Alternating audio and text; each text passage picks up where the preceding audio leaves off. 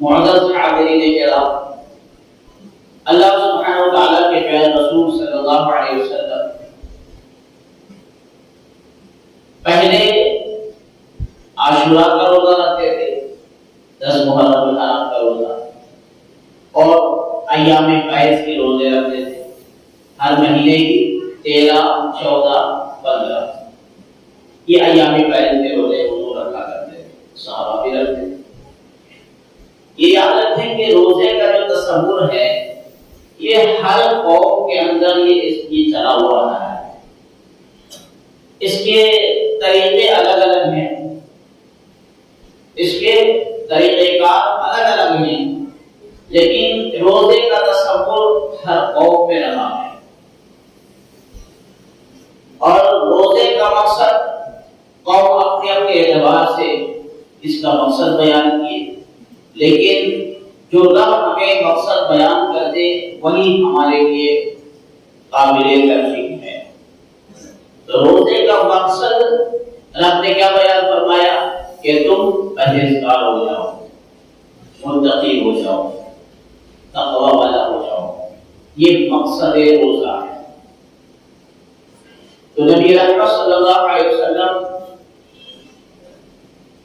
کی امت پر جب 2 ہجری میں رمضان شریف، ماہ رمضان کا روزہ فرض کیا گیا تو اس وقت ابتدائی دور میں کچھ مختلف احکام تھے۔ مثال کے طور پر کہ جو ماہ رمضان آیا تو مغرب سے لے کر عشاء تک، یعنی جب تک بندہ سو نہیں جاتا اس وقت تک وہ کھا سکتا ہے، کھا پی سکتا ہے۔ اگر وہ سو گیا تو سو کے اٹھنے کے بعد اس کے لیے روزہ چالو ہو گیا، وہ نہیں کھا سکتا، نہیں پی سکتا۔ یہ ابتدائی دور تھا، یہ حکم تھا کہ مغرب سے لے کر عشاء تک، یعنی سونے تک بندہ سو جائے اس کے بعد اب اٹھنے کے بعد کچھ نہیں کھا سکتا۔ جیسے ہم سحری کرتے ہیں فجر کے اذان سے پہلے، صبح صادق سے پہلے تک، اور جب فجر کا وقت شروع ہو جاتا ہے تو پھر ہمارے لیے وہ سارے چیزیں منع ہیں، نہ ہم کھا سکتے نہ پی سکتے۔ تو ان چیزوں سے صحابہ کرام کو ابتدائی دور میں عشاء تک یا سونے تک ہی محدود تھی۔ اس کے بعد سو گئے، نیند لگ گئی، اس کے بعد اٹھے تو پھر وہ کوئی کھانا پینا نہیں کر سکتے، پھر پوری رات اسی طرح گزارنی ہے، پھر دن تمام گزارنا ہے، پھر شام میں افطار کرنا ہے۔ اور ایک تو یہ وجہ کی بات تھی، آج اور اس میں صحابہ کرام کی ابتدائی دور میں یہ فرق تھا۔ اور ایک یہ تھا کہ ماہ رمضان میں بیوی سے ہمدردی نہیں کیا جا سکتا، یہ منع تھا۔ یہ 2 چیزیں ابتدائی دور میں اللہ نے منع فرمایا تھا۔ ماہ رمضان شروع ہوا، یہ رات میں بھی یہ چیزیں ممانعت میں شمار کی گئی، لیکن ایک بار واقعہ ایسا ہوا کہ حضرت عمر فاروق رضی اللہ تعالیٰ عنہ حضور کی بارگاہ میں آئے، ماہ رمضان شریف کا روزہ چل رہا تھا، حضور کی بارگاہ میں حاضر ہوئے اور کہنے لگے یا رسول اللہ میں گناہ کر بیٹھا، اللہ اس کے رسول کا مجرم ہوں، مجھ سے غلطی ہو گئی۔ تو نبی رحمت صلی اللہ علیہ وسلم نے فرمایا کہ عمر کون سی غلطی تو نے کی، کیا جرم ہے تمہارا؟ تو حضرت عمر فاروق رضی اللہ عنہ کہنے لگے یا رسول اللہ روزہ کا مہینہ چل رہا ہے، ماہ رمضان ہے، روزے میں ہیں، شام کے وقت میں، رات کے وقت میں اپنی بیوی کے قریب گیا تو مجھے ایک عجیب سی خوشبو آئی جس سے میں متاثر ہو گیا اور میں نے بیوی کے ساتھ صحبت کر لیا۔ تو نبی رحمت صلی اللہ علیہ وسلم فرمایا کہ عمر مجھے ایسا نہیں کرنا چاہیے تھا۔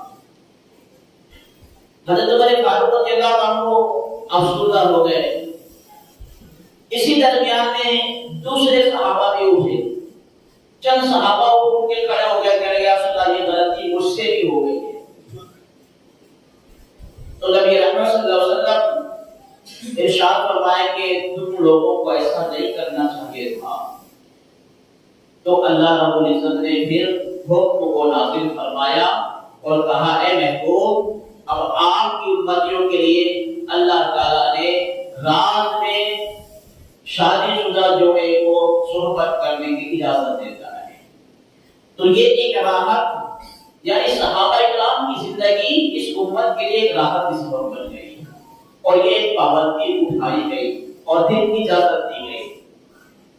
پھر اسی طرح سے واقعہ ہوا کہ ایک صحابی دن تمام مزدوری کیے، محنت کیے، گرمی میں دھوپ میں، اور جب گھر واپس آئے تو شام کا وقت تھا، افطاری کیے اور اپنے اہلیہ سے، اپنے زوجہ سے، اپنی بیوی سے کہنے لگے کہ مجھے کھانے کے لیے لاؤ۔ تو کہنے لگے کہ آپ جب تک آرام کریں ہم ابھی گرم گرم روٹی بنا کر کے تیار کر کے آپ کے پاس پیش کرتے ہیں۔ وہ صحابی رسول کمر سیدھی کرنے لیٹے، نیند لگ گئی، تھکے، دن بھر کے تھکے باندھے تھے، نیند کا غلبہ آیا، سو گئے۔ جب آپ کی بیوی روٹی تیار کر کے، کھانا تیار کر کے لے کے آئی تو کیا دیکھتے کہ میرے شوہر تو سو گئے۔ اب وہ جگا دیے کہ اٹھے آپ کھانا کھا لیں، وہ کہتے ہیں کہ کیونکہ اب تو کھانا نہیں کھا سکتا، میں سو گیا۔ سو کے اٹھنے کے بعد حکم ہے کہ نہ کچھ کھایا جا سکتا ہے نہ پیا جا سکتا ہے، روزہ شروع ہو گیا۔ تو کچھ کھائے نہیں، پھر سو گئے۔ صبح ہوئی تو پھر اسی کیفیت میں، وہی حالت میں مزدوری کے لیے چلے گئے۔ پھر دوپہر تک وہ محنت کیے، اچانک کمزوری لاحق ہوئی اور وہ بے ہوش گر پڑے۔ جب بے ہوش ہو گئے اسے اٹھا کے لایا گیا اور شام میں نبی اکرم صلی اللہ علیہ وسلم کو یہ خبر دی گئی تو اللہ تعالیٰ نے پھر یہ بھی حکم کو اٹھا لیا اور فرمایا کلو وشربو، کہ تم کھاؤ اور پیو یہاں تک کہ فجر کی صبح کی سفیدی ان کی کرنیں نمودار نہ ہو جائے۔